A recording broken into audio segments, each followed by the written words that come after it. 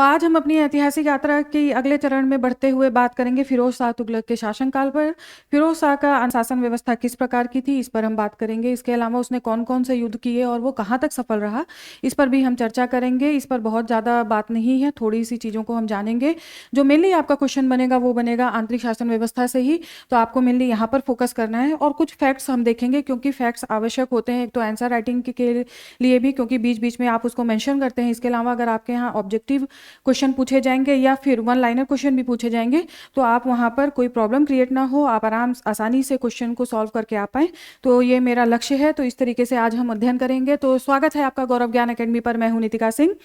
तो सबसे पहले मैं आपसे ये कहना चाहूँगी, अगर आप मेरे चैनल पर नए हैं और अभी तक आपने सब्सक्राइब नहीं किया है तो प्लीज़ मेरे चैनल को सब्सक्राइब कीजिए, लाइक कीजिए और शेयर कीजिए।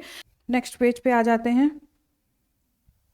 तो देखिए, मेरा जड़ी बूटी लाने का उद्देश्य एकमात्र ये है कि आप भी प्रेरित होते रहें, अपने अध्ययन को लेकर गंभीर बने रहें। इसीलिए मैं हमेशा शिक्षा पर कोई ना कोई वाक्य लेकर के आती हूँ, ठीक है। तो आज भी हम शिक्षा की बात करेंगे। शिक्षा कितना महत्वपूर्ण है आपके लिए, हमारे लिए, सबके लिए, पूरे समाज के लिए।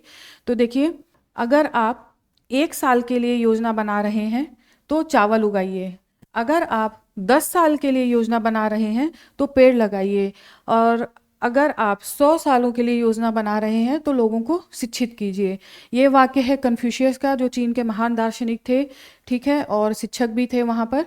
तो इन्होंने ये बात कही थी कि अगर आप 1 साल का कोई लक्ष्य निर्धारित करते हैं, यानी कि 1 साल के लक्ष्य में आप चावल उगाइए, यानी खेती कर सकते हैं और तुरंत उस फल को प्राप्त कर सकते हैं। इसके अलावा अगर आप 10 साल के लिए योजना बना रहे हैं तो पेड़ लगाइए, छाया प्राप्त कीजिए, फल प्राप्त कीजिए। तो वो आपको थोड़ा सा ज़्यादा समय के लिए ये योजना काम करेगी। इसके अलावा अगर आप 100 साल के लिए कहीं पर काम करने जा रहे हैं, 100 साल के लिए आगे का भविष्य निर्माण करना है, तो शिक्षित कीजिए लोगों को। देखिए, जब समाज शिक्षित होगा, लोग शिक्षित होंगे, समाज शिक्षित होगा तो देश भी शिक्षित होगा और इस प्रकार देश आगे बढ़ेगा। तो ये बहुत बड़ी बात है। इसलिए शिक्षा के महत्व को समझिए। आपके जीवन में ये लाइफ अगली बार कभी नहीं आने वाली, इस जन्म में कभी नहीं आने वाली। तो इस चीज़ को समझिए कि शिक्षा का महत्व क्या है। अगर ये समय निकल गया फिर ये समय दोबारा वापस नहीं आने वाला है, इस चीज़ को आपको ध्यान रखना है। तो देखिए, फिरोज शाह तुगलक। तो देखिए, फिरोज शाह तुगलक का शासनकाल 1351 ईस्वी से लेकर 1388 ईस्वी तक रहा। तो इनका शासनकाल रहा 1351 ईस्वी से लेकर 1388 ईस्वी तक, ठीक है। काफ़ी लंबा शासनकाल हम देखते हैं। तो देखिए, थोड़ा सा जीवन परिचय जान लीजिए ताकि आपको कोई प्रॉब्लम ना हो कि कहाँ से अचानक से अगर आंतरिक व्यवस्था पर आ जाऊंगी तो हो सकता है आपको थोड़ी परेशानी हो जाए। थोड़ा सा जान लीजिए, लिखने की ज़रूरत नहीं है, ठीक है। तो देखिए, क्या होता है, फिरोज शाह तुगलक जो हैं, इनके जो गयासुद्दीन तुगलक होते हैं, उनके छोटे भाई का नाम होता है रजब, ठीक है। उनके छोटे भाई का नाम होता है रजब और रजब के पुत्र होते हैं फिरोज शाह तुगलक। जो रजब होता है उसका विवाह होता है राणा रलमल की पुत्री, ठीक है। राणा रलमल की पुत्री जो कि एक राजपूत शासक होते हैं, उनकी पुत्री के साथ इनका विवाह होता है और ये विवाह दबाव के माध्यम से, प्रेशर करके किया जाता है। तो इस तरीके से रजब का विवाह राणा रलमल की पुत्री से होता है और उन्हीं से उत्पन्न संतान होती है फिरोज शाह तुगलक। फिरोज शाह तुगलक का जन्म होता है 1309 ईस्वी में। 1309 ईस्वी में जब इनका जन्म हो जाता है तो इनके लिए आगे योग शिक्षकों की नियुक्ति की जाती है ताकि इनको अच्छी शिक्षा और सैन्य शिक्षा दी जा सके। तो इस तरीके से इनका जीवन, प्रारंभिक जीवन जो होता है वो इस तरीके से चलता है। लेकिन हम देखते हैं कि जो फिरोज शाह तुगलक हैं वो इतना जिस तरह से इनके परवरिश दी गई उस तरीके से योग्य नहीं बन पाते हैं। हम आगे भी देखेंगे कि किस प्रकार से इन्होंने वो योग्यता का परिचय नहीं दिया है जो हमें अन्य योग्य शासकों में देखने को मिलता है, ठीक है। दिल्ली सल्तनत में तो वो योग्यता का परिचय इनमें नहीं दिखता है। इन्होंने कोई भी जो भी साम्राज्य था उसका वो विस्तार नहीं कर पाए हैं। इन्होंने जो मोहम्मद बिन तुगलक से जो प्राप्त किया, ये केवल उन्हीं को आंतरिक शासन के रूप में व्यवस्थित करते रहे, उसको साम्राज्य विस्तार ये नहीं कर पाए। इन्होंने साम्राज्य विस्तार की नीति को त्याग के रखा हुआ था।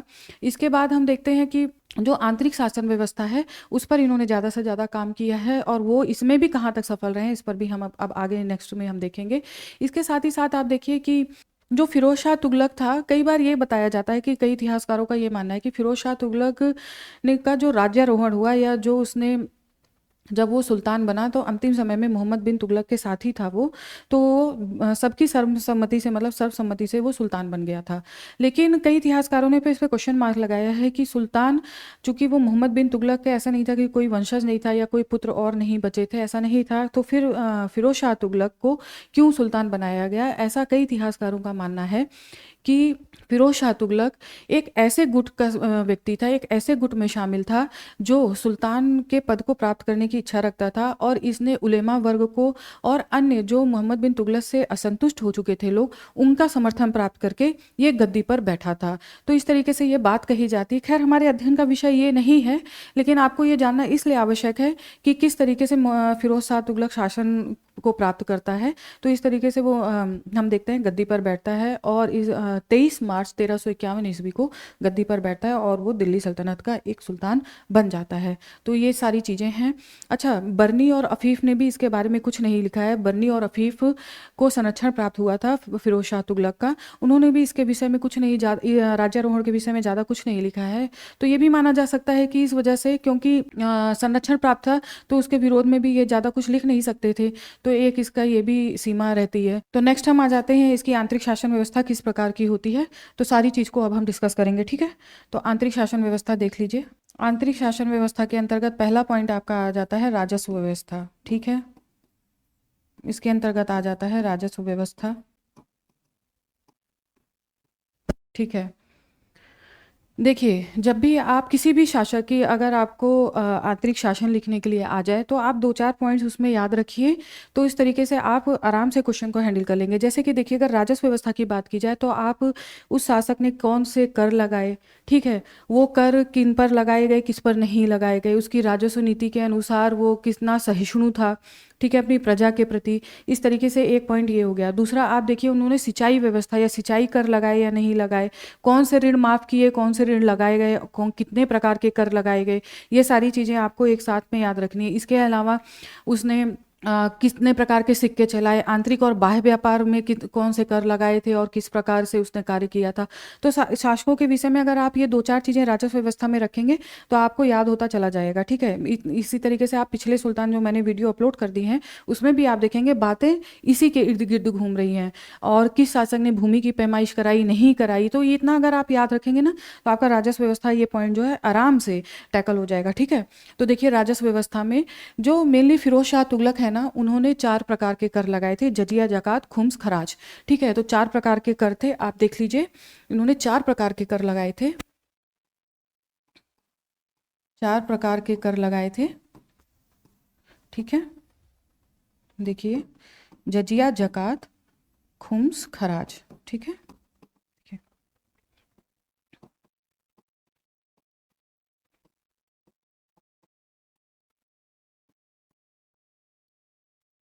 खुम्स या खम्स कुछ भी बोल देते हैं, तो इसको ध्यान रखिए। देखिए, अब जजिया, जकात, खुम्स, खराज।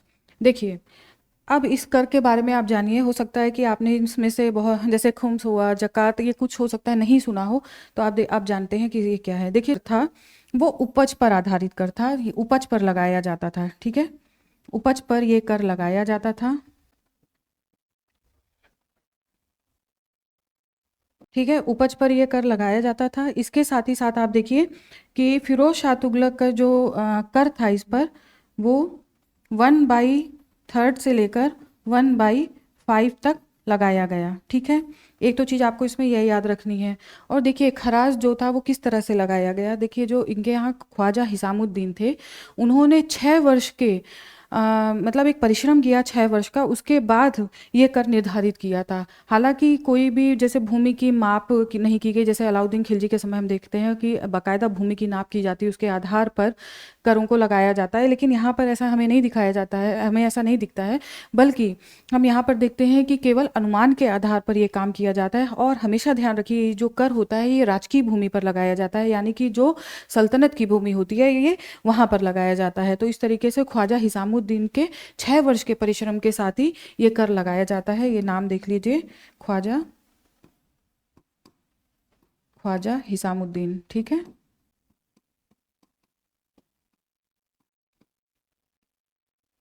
ठीक है, तो इस तरीके से ये हो गया। अब खुम्स कर देख लीजिए।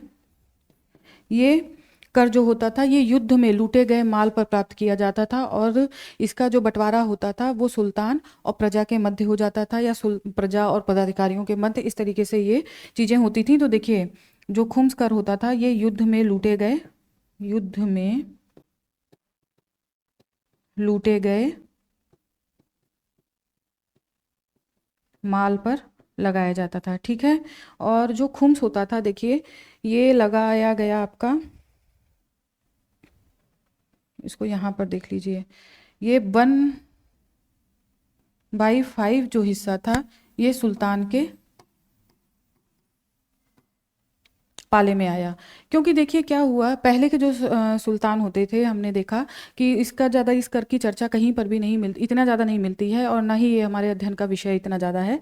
लेकिन देखिए जो फिरोज शाह तुगलक ने मुख्यतः ये कर रखा, ये 4 प्रकार के, तो इस पर हम देखते हैं कि ये जो इतना पार्ट है वो सुल्तान के हिस्से में आता है। इसका वजह ये है जो बाकी 4/5 पार्ट है वो प्रजा के हिस्से में चला जाता है। इस तरीके से ज़्यादा भाग जो है उन्होंने वहाँ पर प्रजा को दिया और इतना भाग अपने पास रखा। तो युद्ध में लूटे गए माल पर ये कर लगता था। और जजिया देखिए, जजिया मेनली हिंदुओं पर कर लगाया जाता था, एक तरह से धार्मिक कर था, ठीक है।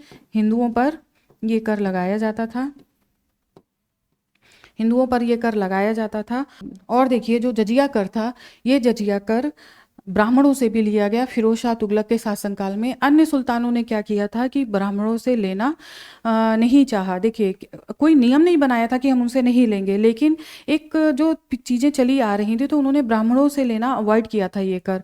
जबकि फिरोज शाह तुगलक ने ऐसे नियम बना दिए कि ब्राह्मणों से भी ये कर लिया गया। ब्राह्मणों के विरोध के बावजूद उन्हें सजा दी गई थी, विरोध किया था ब्राह्मणों के द्वारा, ब्राह्मण वर्ग के द्वारा, लेकिन उसके बावजूद भी ये कर वसूला गया ब्राह्मणों से। तो इस तरीके से जजिया कर लगाया गया हिंदुओं पर। और जकात कर जो होता था ये कर लिया जाता था मुसलमानों से, ठीक है। ये कर मुसलमानों से लिया जाता था,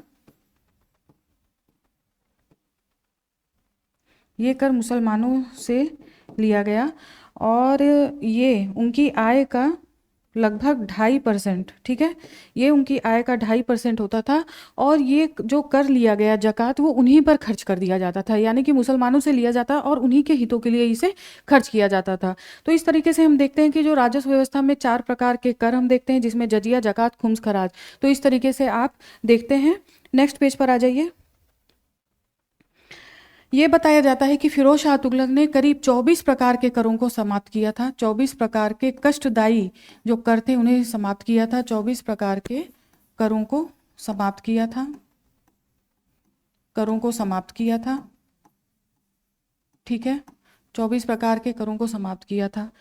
और नेक्स्ट देखिए, देखिए उसने उलेमा वर्ग से सलाह लेकर के सिंचाई कर लगाया था, ठीक है ना। उलेमा वर्ग से सलाह लेकर के उसने सिंचाई कर लगाया था। यहाँ पर आप देख रहे होंगे कि ये उलेमा वर्ग राजस्व व्यवस्था में क्या कर रहे हैं, ठीक है। फिरोज शाह तुगलक के बारे में एक चीज़ ध्यान रखिए, उसका जो शासन था वो उलेमा वर्ग के सलाह पर आधारित था। क्योंकि उसने जब वो सत्ता धारण की है ना उसने, तो उसने इन धार्मिक वर्ग की सहमति ली है, इन धार्मिक वर्ग का उसने सपोर्ट लिया है। इसके साथ ही साथ मैंने अभी पहले भी बताया, इसके साथ देखिए जब वो वापस लौटता था युद्ध अभियानों से मोहम्मद बिन तुगलक के साथ या उसके अलावा भी फिरोज शाह तुगलक, तो ये क्या करता था, जो रास्ते में जितने भी मजार हुए, जितने भी खानकाएँ होती थी, जितने भी मतलब ये उलेमा वर्ग जहाँ जहाँ पर रास्ते में मिलते थे वहाँ पर ये उनके जो है साथ लेते थे और उनको संतुष्ट करने का प्रयास करते थे फिरोज शाह तुगलक। तो इस तरीके से इन्होंने इस वर्ग को संतुष्ट करने का प्रयास किया। अब जब आप इनको संतुष्ट करेंगे तो आप जब स्वयं शासन सत्ता को संभालेंगे तो आप इनके आधार पर ही चलेंगे, आपकी स्वयं शासन सत्ता नहीं स्थापित हो सकती है। तो देखिए दिल्ली सल्तनत में हम ऐसा पहला सुल्तान देखते हैं जिसने स्पष्ट तौर पे उलेमा वर्ग का अपने शासन में सहयोग लिया है। जबकि पहले भी हम देखते हैं कि सहयोग लिया गया, ऐसा नहीं है, लेकिन जहाँ पर बात राज्य की या अपने सल्तनत के हित की आती थी वहाँ पे इनको साइड कर दिया जाता था। लेकिन यहाँ पे सल्तनत के हित के अलावा, सुल्तान के हित के अलावा बाकी और चीज़ें हो रही हैं, देखेंगे हम किस तरीके से। तो उलेमा वर्ग से सलाह लेने के बाद हम देखते हैं कि सिंचाई कर को लगाया गया, ठीक है ना। सिंचाई कर को लगाया गया और सिंचाई कर जो होता था वो होता था 1/10, ठीक है। और ये जो कर था ना, ये कर जो नहरें बनवाई गई थी, जो राजकीय नहरें हुआ करती थी, अगर उनसे सिंचाई खेतों को की जाती थी तो उस पर ये लगाया जाता था, ऐसा नहीं था किसी पर भी लगा दिया जाए। तो इस तरीके से ये कर हम देखते हैं उलेमा वर्ग जो के सहयोग से सिंचाई कर लगाया गया। देखिए, आप अगर ये वीडियो देखेंगे या चीज़ें सुनेंगे, धैर्य के साथ सुनेंगे, तो आपको यहीं का यहीं याद होता चला जाएगा, क्योंकि मैं एक लाइन या जहाँ पे जो इंपॉर्टेंट चीज़ें होती हैं मैं बार बार बोलती हूँ, ठीक है। तो और लिख लिख के चीज़ें बताती हूँ, तो आपको आराम से चीज़ें याद हो जाएंगी, ठीक है। उलेमा। अब देखिए नेक्स्ट हम देखिए राजस्व व्यवस्था में मैंने बताया क्या चीज़ ध्यान देने वाली है, ये चीज़ कर हो गया। कर के बाद हम बात करेंगे सिक्कों पर, ठीक है ना। सिक्कों पर बात करते हैं, आ जाइए। अब देखिए कितने प्रकार के सिक्के किस किस तरह से चलाए गए। फिरोज शाह तुगलक के जो सिक्के थे उसने अद्धा और बिख नाम के नए सिक्के चलाए। देखिए अद्धा और बिख, ठीक है, अद्धा और बिख नाम के सिक्के चलाए गए। और अफीफ ये बात कहते हैं, अफीफ ये बात कहते हैं कि ये तांबा और चांदी के निर्मित सिक्के थे, ठीक है, चांदी से निर्मित थे ये सिक्के। इसके साथ ही साथ देखिए इसने एक अन्य सिक्का चलाया था जिसका नाम था शशगनी, जिसका नाम था शशगनी, ठीक है, जो कि 6 जीतल के बराबर था, ठीक है, 6 जीतल के। मेरे ख्याल से ये बड़ी जो लेन देन हुआ करती रही होंगी तो उसके लिए शशगनी का प्रयोग किया जाता रहा होगा। तो इस तरीके से देखिए 6 जीतल के बराबर होता था और ये इसके सिक्के थे। नेक्स्ट आप आ जाइए। इसने जो है आंतरिक व्यापार पर भी कर लगाया था, ठीक है, इसने आंतरिक व्यापार पर भी कर लगाया था, आंतरिक व्यापार पर भी कर लगाया।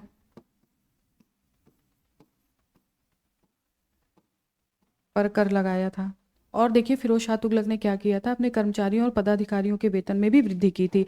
वेतन में वृद्धि जो की गई थी वो जागीरों के द्वारा की गई थी, जैसे कि उन्हें जो है जागीरें प्रदान की गई थी, ठीक है। तो ये जागीरें धीरे धीरे हम देखते हैं वंशानुगत भी होती गई और ये एक ड्रॉबैक था इसके शासन का, क्योंकि क्या होता है जागीरें जब वेतन के रूप में दी जाती हैं तो वो उनका जो काम होता है अधिकारियों का या कर्मचारियों का जो काम होता है उससे आगे बढ़कर जब जागीरें उन्हें मिल जाती हैं तो वो एक लगान अधिकारी के रूप में बिहेव करने लगते हैं, क्योंकि उनका मेन फिर हो जाता है कि अपने लिए ज़्यादा से ज़्यादा लाभ कमाना। और इस तरह से तरीके से हम देखते हैं कि वो शोषणकर्ता के रूप में भी सामने आते हैं और यही काम हम देखते हैं फिरोज शाह तुगलक के समय में।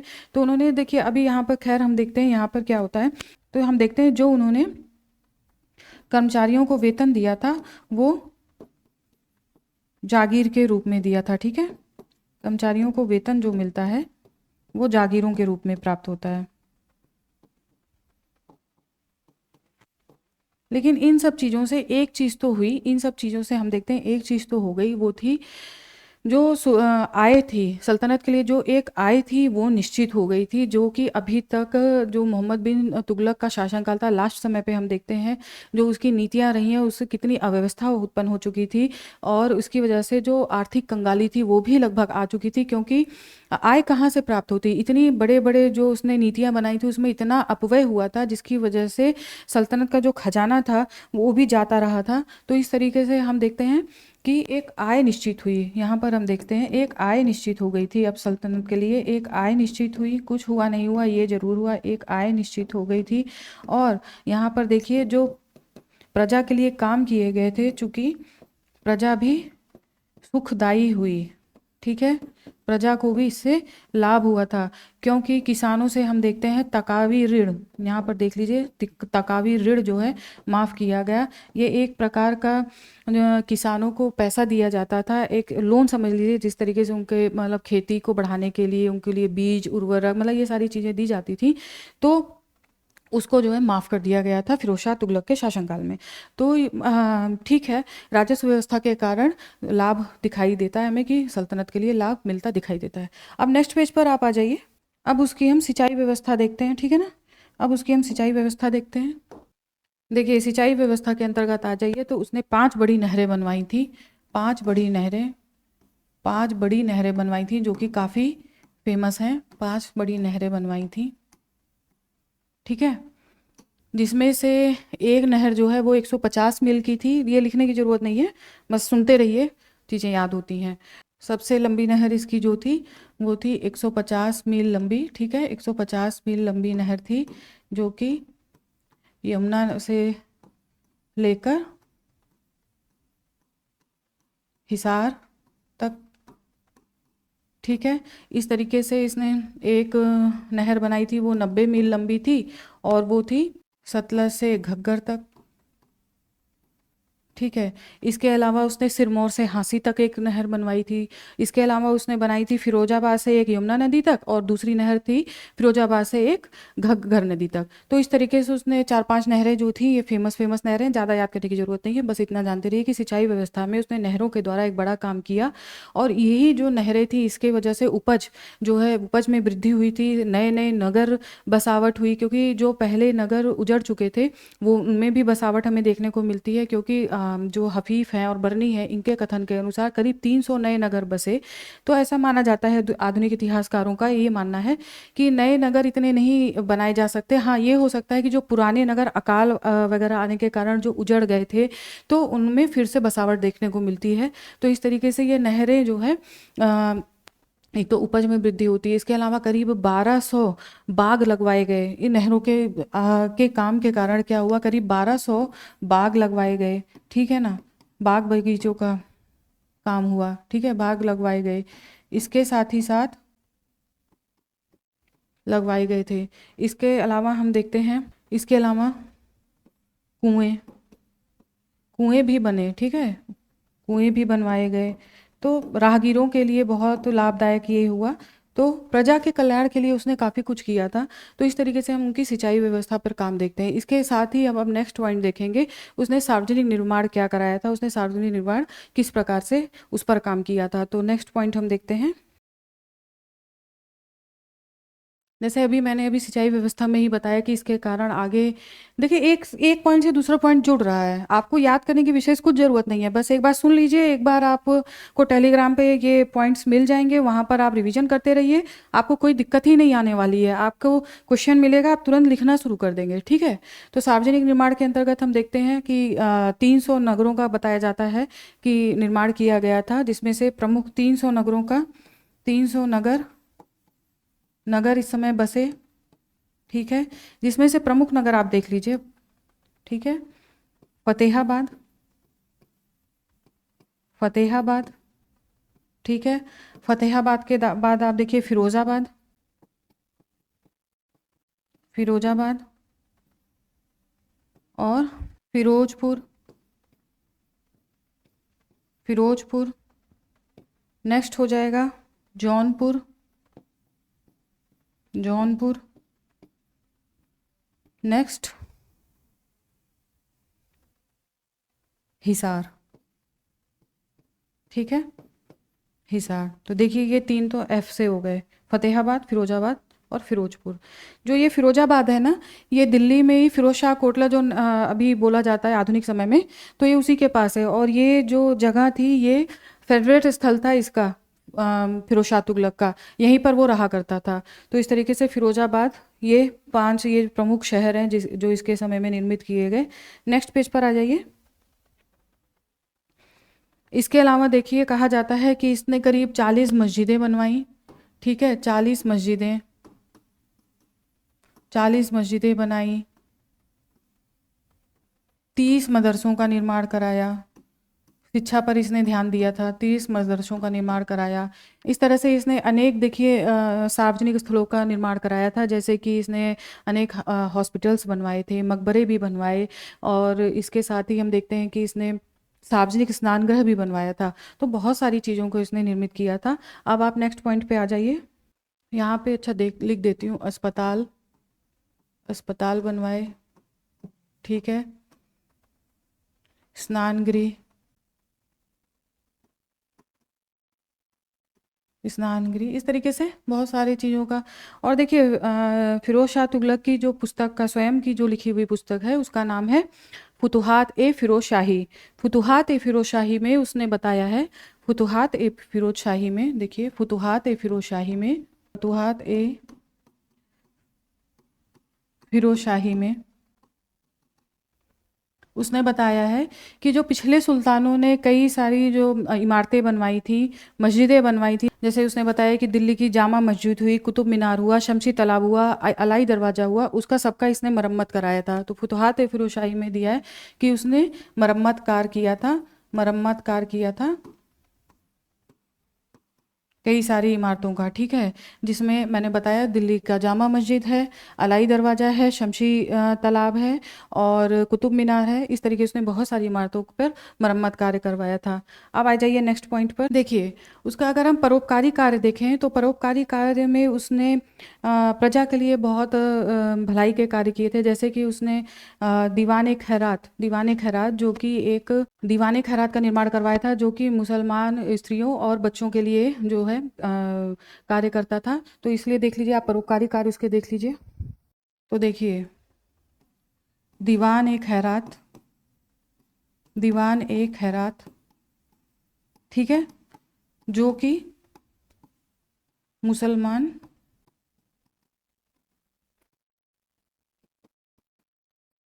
विधवा स्त्रियों और अनाथ बच्चों के लिए कार्य करता था, ठीक है, अनाथ बच्चों के लिए कार्य करता था। देखिए इस प्रकार के काम हम पिछले सुल्तानों में नहीं देखते हैं, ठीक है, अनाथ बच्चों के लिए काम करता था। नेक्स्ट आप देखिए दारुल शफा, एक अस्पताल का निर्माण कराया गया, दारुल शफा, ठीक है, दारुल शफा, ये एक अस्पताल था जिसमें सभी लोगों का इलाज किया जाता था, ठीक है, इसमें सभी लोगों को का फ्री में इलाज किया जाता था। तो इस तरीके से इसके ये कार्य देख लीजिए। अब आप न्याय पर आ जाइए, न्याय पर आ जाइए। न्याय पर केवल ये है कि इस्लामी कानूनों के आधार पर इसने न्याय व्यवस्था स्थापित की थी, उलेमा वर्ग के सलाह के आधार पर इसने न्याय व्यवस्था स्थापित की थी, ठीक है, न्याय पर देख लीजिए आप, ठीक है।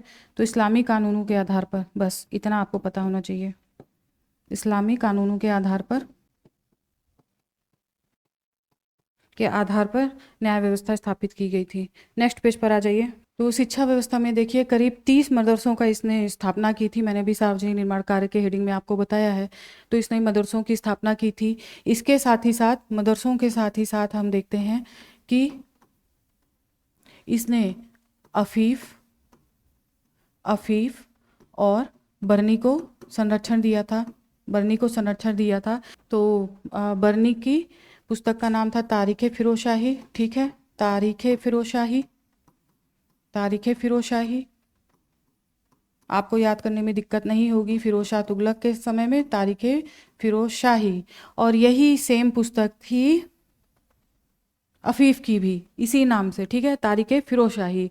और बरनी की जो दूसरी बुक का नाम था वो थी फतवा ए जहानदारी, ठीक है, फतवा ए जहानदारी, ये दूसरी पुस्तक का नाम है, ठीक है।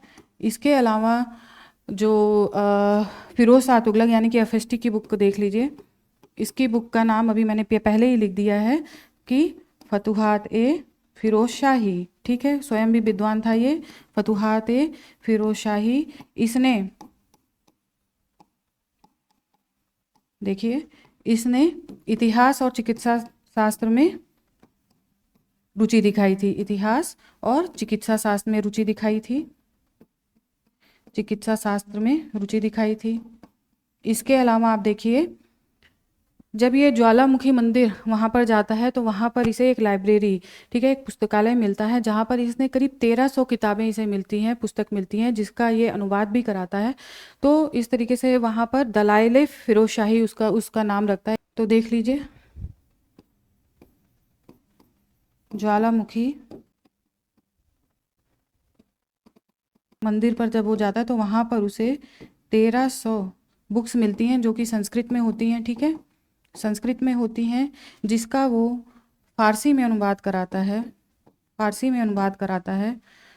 में अनुवाद उनमें से एक पुस्तक का नाम होता है दलाइल फ़िरोज़शाही, दलाइल फ़िरोज़शाही, ठीक है, दलाइल फ़िरोज़शाही, जो कि दर्शन पर आधारित किताब होती है, ये आपको ध्यान रखना है। दलाइल फिरोज शाही जो कि एक दर्शन पर आधारित किताब होती है। तो इस तरीके से शिक्षा पे उसने रुचि ली थी। लेकिन यहाँ पर देखिए एक ड्रॉबैक दिखता है, एक उसकी सीमा दिखती है। जो मेनली शिक्षा पर कार्य होता है वो इस्लाम के आधार पर किया जा रहा है। इस तरीके से हम देखते हैं कि हमें संकुचित व्यवस्था दिखाई दे रही है शिक्षा के मामले में। तो शिक्षा के विषय में इसने इतने काम किए। आगे देखिए, दासों पर आ जाइए, दासों पर आ जाइए। फिरोज शाह तुगलक को ना बच्चों दासों का बहुत शौक था, ठीक है। दासों का बहुत शौक था, जिसकी वजह से उसने एक अलग विभाग का ही निर्माण कर डाला, जिसका नाम था, दासों के लिए उसने एक दीवान ए ए बंदगान विभाग की स्थापना की, ठीक है। इसकी विभाग की देखरेख के लिए एक अन्य पदाधिकारी की स्थापना की।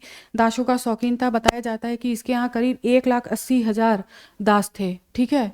तो 1,80,000 दासों की संख्या छोटी मोटी नहीं है, देख सकते हैं आप, ठीक है।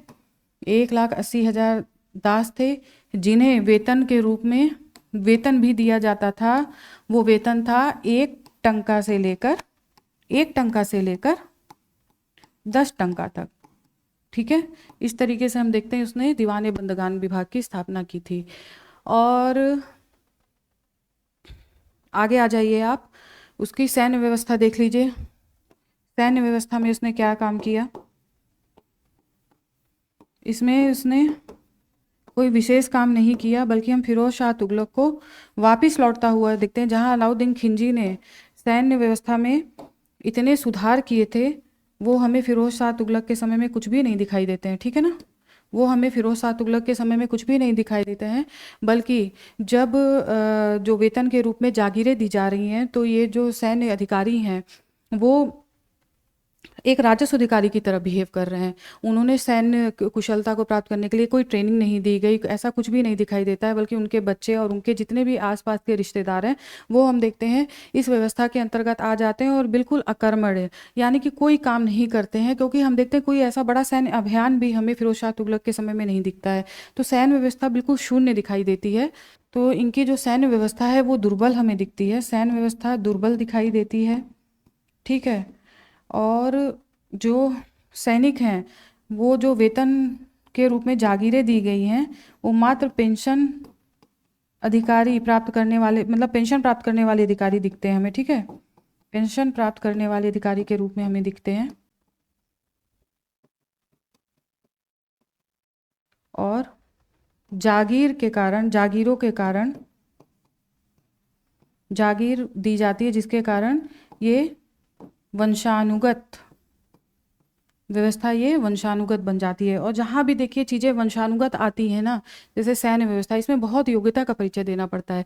लेकिन अगर सैन्य व्यवस्था में वंशानुगत जो व्यवस्था अगर वो आ जाएगी, तो कहीं भी योग्यता कहीं ना कहीं वो नीचे जाएगी ही जाएगी, ठीक है। तो इस तरीके से सैन्य व्यवस्था हमें फिरोज शाह तुगलक की कोई भी नया काम नहीं, बल्कि हम उसको यू टर्न लेता हुआ पीछे जाते हुए देखते हैं, ठीक है। नेक्स्ट आ जाइए, नेक्स्ट पेज पर आ जाइए। अब हम देखेंगे उसकी धार्मिक व्यवस्था क्या थी। धार्मिक व्यवस्था क्या थी, यहाँ पर हम देख लेते हैं। देखिए, धार्मिक व्यवस्था अगर हम फिरोज शाह तुगलक की देखें, तो इसने स्पष्ट रूप से ये बात कही है अपने फतुहात फिरोज शाही, जो इनकी आत्मकथा थी, उसने स्पष्ट रूप से ये बात कही है कि वो लोगों को प्रेरित कर रहा है, हिंदू जनता को, हिंदू प्रजा को प्रेरित करता था कि वो मुसलमान धर्म को अपना लें। तो इस तरीके से उसने स्पष्ट रूप से अपने धर्म के विषय में लिखा है, और उसका एकमात्र उद्देश्य था आदर्श मुसलमान शासक बनना, ठीक है। ये एक लाइन, ये एक जो वाक्य है, इसको आप याद रखिए फिरोज शाह तुगलक के बारे में। उसका जो उद्देश्य था वो था आदर्श मुसलमान शासक बनना, ठीक है। जो कि हम पहले किसी भी दिल्ली सल्तनत के सुल्तान में नहीं देखते हैं। हालांकि अप्रत्यक्ष रूप से ये चीज़ें हैं, लेकिन प्रत्यक्ष रूप से हमें अब फिरोज शाह तुगलक के समय में दिखाई देता है। कुछ इतिहासकार तो इसे औरंगजेब का अग्रगामी कहते हैं, ठीक है। बस अंतर इतना रहता है कि इसने उलेमा वर्ग से समर्थन प्राप्त किया था, उलेमा वर्ग से सहयोग लेता था, जबकि औरंगजेब जो है स्वयं को ही ज्ञाता समझता था इस्लाम धर्म का। तो ये दो अंतर दिखता है। लेकिन तो देखिए, आदर्श मुसलमान शासक के रूप में, आदर्श मुसलमान शासक के रूप में अपने आप को दर्शाता है वो। उसने पूर्णतः देखिए उलेमा वर्ग का सहयोग लिया है, ठीक है, उलेमा वर्ग का सहयोग लिया है, इसने जो सिक्के ढलवाए थे, जो सिक्के इसने बनवाए थे, उस सिक्के में अगर हम देखें तो इसने स्वयं जो है खलीफा से 2 बार सुल्तान पद की अनुमति ली है, ठीक है, खलीफा से 2 बार सुल्तान के पद के लिए अनुमति ली है। और सिक्कों पर खलीफा का नाम भी अंकित कराया है, सिक्कों पर खलीफा का नाम भी अंकित कराया है, ठीक है। ये देखिए आप,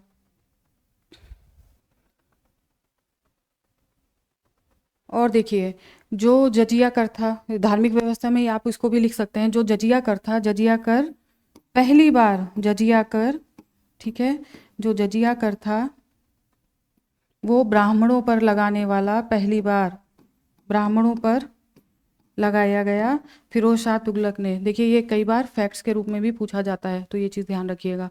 इसके साथ ही साथ आप देखिए उसने जगह जगह पर हम देखते हैं कि जब भी वो मंदिरों पर आक्रमण करता है तो उसका जो मूल उद्देश्य रहता है आक्रमण का, वो हिंदू मंदिरों को नष्ट करना होता है, मंदिरों को नष्ट करना होता है। वो हिंदुओं को जिम्मी बोलता है, इस तरीके से अपने काफिर प्रजा के लिए बिल्कुल असहिष्णु हमें दिखाई देता है, और वो स्पष्ट ये शब्द का प्रयोग करता है अपने फतुहात फिरोजशाही में।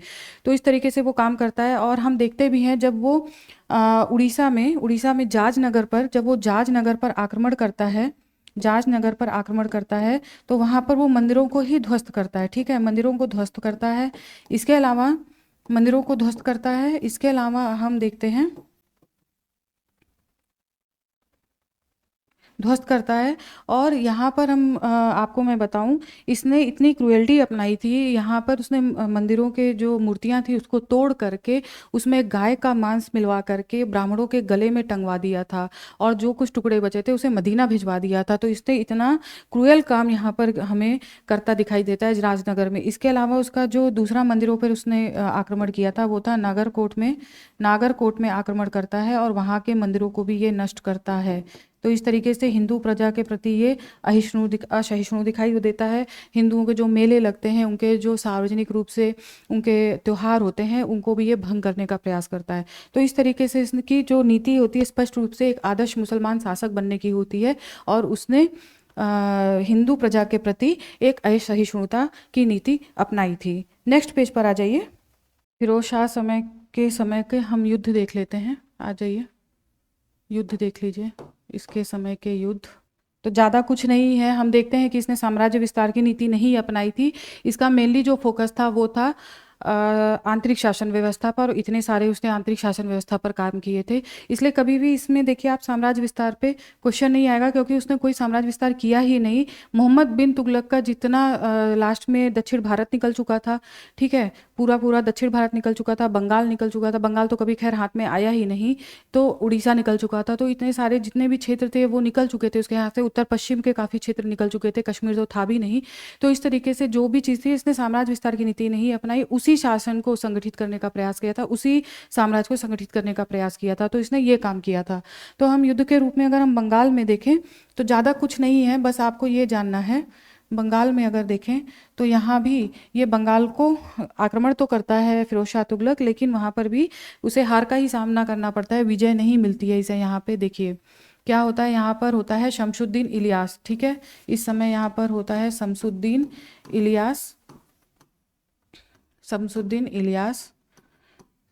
इलियास के समय फिरोज शाह तुगलक यहाँ पर आक्रमण करता है ये 1355 में। और दूसरा आक्रमण जो होता है वो होता है 1359 में, दूसरा आक्रमण होता है, ठीक है। और इस समय होता है सिकंदर यहाँ पर, इस समय यहाँ पर सिकंदर होता है शासक। तो देखिए इस समय क्या होता है, शमसुद्दीन इलियास के समय में जब आक्रमण करता है फिरोज शाह तुगलक, तो ये जो शमसुद्दीन इलियास है ये पंडुआ से भागकर, यानी अपनी राजधानी से भागकर इकदला के किले में शरण लेते हैं। इकदला के किले को फिरोज शाह तुगलक जीत नहीं पाता है, और किसी भी तरीके से थोड़े मोड़े युद्ध होते हैं छोटे मोटे, उसके बाद से इनमें आपस में संधि हो जाती है और फिरोज शाह तुगलक वापस चला जाता है, यानी कि दिल्ली सल्तनत में फिर एक बार बंगाल नहीं आता है। नेक्स्ट टाइम इसे कब मौका मिलता है, जब सिकंदर यहाँ पर शासक बनता है और दोबारा इसे मौका मिल जाता है यहाँ पर आक्रमण करने का। फिर वही होता है, सिकंदर इकदला के किले में शरण लेता है और वहाँ पर इस किले को वो पुनः नहीं जीत पाता है और इस तरीके से फिरोज शाह तुगलक को वापस जाना पड़ता है। तो बंगाल का जो है ये असफल यहाँ पर दिखाई देता है हमें। नेक्स्ट आप देखिए, दूसरा आक्रमण देखिए, उड़ीसा और जाजनगर। ठीक है, उड़ीसा और जाजनगर, जाजनगर, और इसकी डेट है 1360 ईस्वी में। ठीक है, तो यहाँ ज़्यादा शासक वासक याद करने की जरूरत नहीं है, बस आप इतना जानिए जो इसका मूल उद्देश्य होता है यहाँ पर मंदिरों पर आक्रमण करके मंदिरों को ध्वस्त करना। ठीक है, इसके अलावा कुछ नहीं। जब बंगाल से आक्रमण करते हुए फिरोज शाह तुगलक जौनपुर में ठहरा होता है, तब वो ये निर्णय अचानक से निर्णय लेता है कि हमें उड़ीसा और जाजनगर पर आक्रमण करना है, और यहाँ पर आकर के उसने पुरी के जगन्नाथ मंदिर पर आक्रमण किया। ठीक है, यहाँ का जो शासक था वो भाग जाता है, तो पुरी के जगन्नाथ मंदिर पर आक्रमण किया, जगन्नाथ मंदिर पर। ठीक है, जगन्नाथ मंदिर पर आक्रमण किया, पुरी के जगन्नाथ मंदिर पर, और वहाँ की मूर्तियों को ध्वस्त कर दिया। और नेक्स्ट पेज पर आप आ जाइए, और यहाँ पर अब लास्ट हम देखते हैं, यहाँ पर हम लास्ट में देखते हैं, सबसे लास्ट में नगरकोट। ठीक है, नगरकोट, नगरकोट जो है वो आपका है कांगड़ा में। ठीक है, कांगड़ा में, और यहाँ भी इसका एकमात्र उद्देश्य था मंदिर को ध्वस्त करना, मंदिरों को नष्ट करना, इसका उद्देश्य था मंदिरों को नष्ट करना। ठीक है, यहाँ पर भी वो आक्रमण करता है, और अभी पिछले मैंने जो धार्मिक व्यवस्था में उसकी ये सारी कहानी इसमें आपको बता दिया है कि किस तरीके से उसने यहाँ के ज्वालामुखी मंदिर पर आक्रमण किया और वहाँ के मूर्तियों को नष्ट करके उसने ब्राह्मणों के साथ जो बिहेव किया, वो सारा चीज़ मैंने अभी पहले बताया है आपको। तो वो कहानी आप यहाँ पर लिख दीजिएगा अगर आपको कहीं मौका मिलता है तो मंदिरों को यहाँ पर नष्ट किया। इस तरीके से इसके जो आक्रमण होते हैं वो हमें असफल ही दिखाई देते हैं, कोई भी वो असफल ही दिखाई देते हैं, और किसी को भी वो साम्राज्य विस्तार नहीं कर पाता है। ठीक है, साम्राज्य विस्तार के रूप में असफल ही दिखाई देता है, साम्राज्य विस्तार के रूप में असफल ही हमें दिखाई देता है। अगर हम देखिए मूल्यांकन की बात करें, मूल्यांकन अगर किया जाए फिरोज शाह तुगलक का, नो डाउट उसने आंतरिक शासन व्यवस्था को संगठित करने का प्रयास किया, उसकी राजस्व व्यवस्था भी ठीक ठाक थी।